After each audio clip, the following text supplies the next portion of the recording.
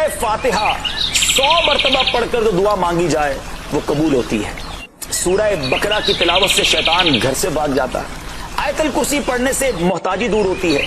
سورہ کہف کو ہمیشہ پڑھنے والا دجال کے فتنوں سے محفوظ رہے گا.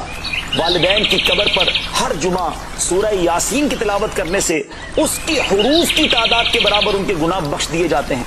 سورہ الدخان پڑھنے سے مشکل دور ہوتی ہے. جو قریب المرگ ہو اس پر سورہ جاسیہ کا دم کرنے سے خاتمہ بالخیر ہوتا ہے. سورہ حجرات کا پڑھنا اور دم کر کے پینا گھر میں خیر و برکت کے لیے مفید ہے.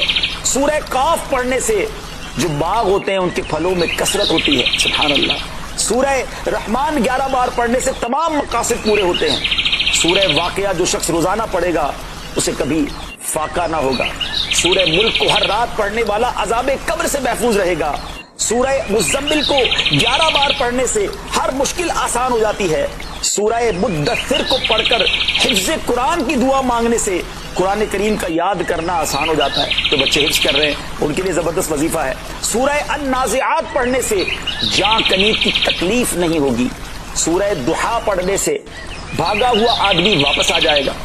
سورہ علم نشرح کو جس مال پر پڑھ دیا جائے اس میں خوب برکت ہوتی ہے. سورہ تین والزیتون جو ہے 3 مرتبہ پڑھنے سے اخلاق و کردار بہتر ہوتے ہیں. سورہ علق میں جوڑوں کے درد کا علاج ہے. سورہ قدر جو صبح و شام پڑھے اللہ عز و جل اس کی عزت بڑھا دے گا. سورہ بینہ برس اور یرکان کا علاج ہے. جس آدمی یا جانور کو نظر لگی ہو اس پر سورہ عادیات کا دم مفید ہے. سورہ قاریہ پڑھنے سے بلاؤں سے حفاظت رہتی ہے. سورہ تکاثر کو 300 بار پڑھنے سے جلد قرض ادا ہو جاتا ہے. کئی لوگ کہتے ہیں جناب قرض بہت ہے, چلے قرآن کا وظیفہ لے لیں. الہاکم التکاثر یہ جو سورت ہے 300 بار پڑھنے سے بہت جلد قرض اتر جاتا ہے. سورہ عصر پڑھنے سے غم دور ہو جاتا ہے. سورہ ہمزہ اور سورہ فیل دشمن کے شر سے حفاظت کے لیے, اور سورہ قریش جان کی حفاظت کے لیے بڑی مجرب ہے, بڑا کمال کا وظیفہ ہے. سورہ معون بڑی مشکل کے وقت میں پڑھنا بہت مفید ہے. سورہ کوثر کی تلاوت سے بے اولاد صاحب اولاد ہو جاتا ہے. کئی بے اولاد بھی وظائف مانگ رہے ہوتے ہیں. سورہ کافرون 1/4 قرآن کے برابر ہے.